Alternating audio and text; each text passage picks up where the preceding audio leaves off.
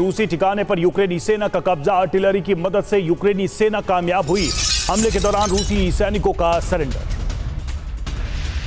तो रूस के ठिकाने पर यूक्रेन का कब्जा। आर्टिलरी की मदद से ये सफलता हासिल की है यूक्रेन।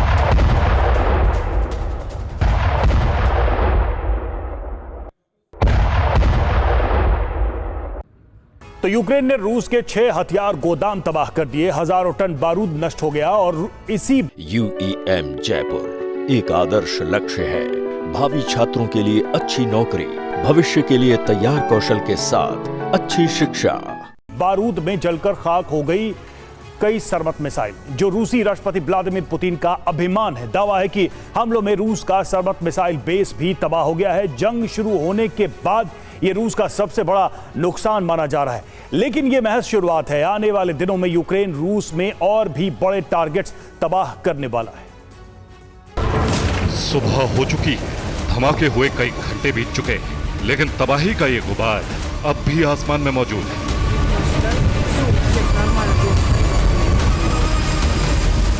जमीन से तकरीबन 100 फीट ऊंचा ये धुआं रूस के हजारों टन बारूद की बर्बादी से उठा है।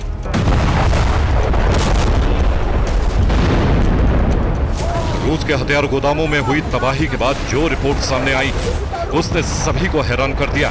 हैरानी इसलिए क्योंकि युद्ध शुरू होने के बाद से रूस को एक रात में कभी इतना बड़ा नुकसान नहीं हुआ।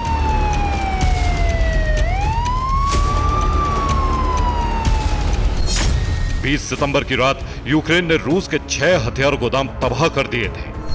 दावा है कि इस हमले में 30,000 टन बारूद जलकर खाक हो गया। रूस को सबसे ज्यादा नुकसान क्रास्नोदर और तवेर में मौजूद हथियार गोदाम में हुआ। क्रास्नोदर में उत्तर कोरिया से आई KN-23 मिसाइलें और 152 mm के आर्टिलरी शेल्स तबाह हो गए, जबकि तवेर में रखी रूस की सर्मत मिसाइलों का जखीरा नष्ट हो गया।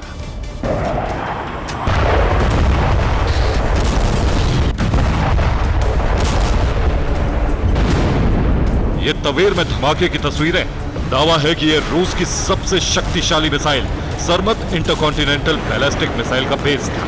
यहां सर्मत मिसाइलों का एक बहुत बड़ा जखीरा मौजूद था।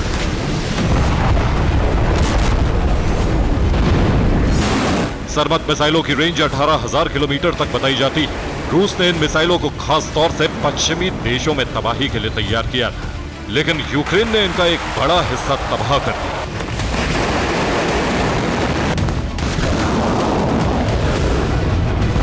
धमाके के बाद आई सैटेलाइट तस्वीरें बता रही हैं कि रूस का नुकसान आंकलन से कहीं ज्यादा बड़ा है। ये तवेर में मौजूद हथियार डिपो की सैटेलाइट तस्वीरें।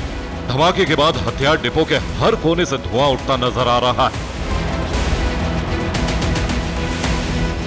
सैटेलाइट तस्वीरों में नजर आ रही है हथियार डिपो की नई विंग, जिसे 2018 में ही रूस ने तैयार किया था। जिन इमारतों पर क्रॉस का साइन है वो सभी अब तबाह हो चुकी।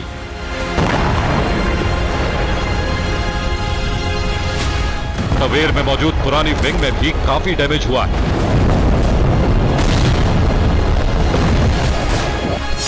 दरअसल तवेर में मौजूद हथियार डिपो में 2 विंग थी। नई और पुरानी विंग में से नई विंग 80% तबाह हो चुकी। नई विंग की 23 इमारतें तबाह हो गई।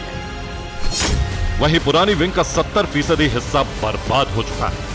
वहीं पुराने विंग की 17 इमारतें राख बन चुकी हैं।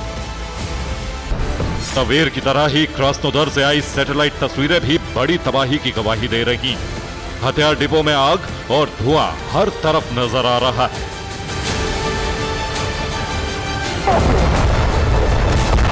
यूक्रेन का हमला कितना बड़ा था, इसका अंदाजा ब्रिटेन रक्षा मंत्रालय की एक रिपोर्ट से लगाया जा सकता है। ब्रिटेन का दावा है कि तवेर में हुए विस्फोट की तीव्रता रिएक्टर पैमाने पर 2.7 दर्ज की गई, जो एक हल्के भूकंप के बराबर थी। आग ने 6 किलोमीटर के इलाके को घेरे में ले लिया।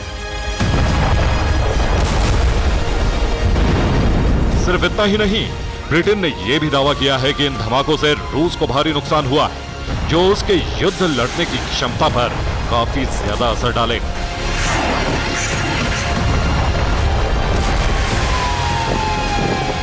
इधर यूक्रेन ने इन हमलों की जिम्मेदारी लेते हुए बयान जारी किया। यूक्रेनी यूएवी यूनिट और दूसरे सुरक्षा बलों की मदद से हमला सफल रहा। हमारी जानकारी के मुताबिक क्रास्नोदर में 2000 टन बारूद उतारा गया था, जिसमें उत्तर कोरिया से आए हथियार भी शामिल थे। रूस के प्रमुख सैन्य ठिकानों को निशाना बनाने का काम अब भी जारी है।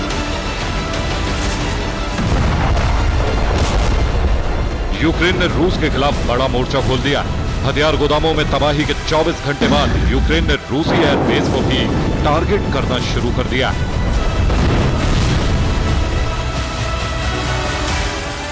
ये कलुगा में मौजूद रूस के एयरबेस की तस्वीरें हैं, जहां यूक्रेन ने ड्रोन अटैक किया, जिसके बाद कई जगहों पर आग लग गई। रूस के इस एयरबेस में उसके Tu-22 बॉम्बर मौजूद हैं।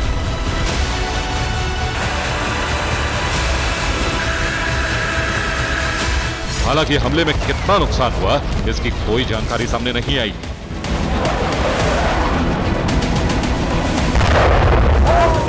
रूस पर सफल हमलों से यूक्रेन के इरादे बुलंद। उसने नाटो देशों से फाइटर जेट्स जल्द से जल्द भेजने का दबाव बनाना शुरू कर दिया है। यूक्रेन के रक्षा मंत्री ने अपने बयान में कहा, नाटो हमें और F-16 देने के लिए तैयार है। मिराज 2000 हमें मिलना भी फाइनल हो चुका है। ग्रिपेन और यूरोफाइटर को लेकर बात चल रही है। ये लिस्ट अच्छी है, लेकिन हमें ये जल्द से जल्द दिए जाने चाहिए।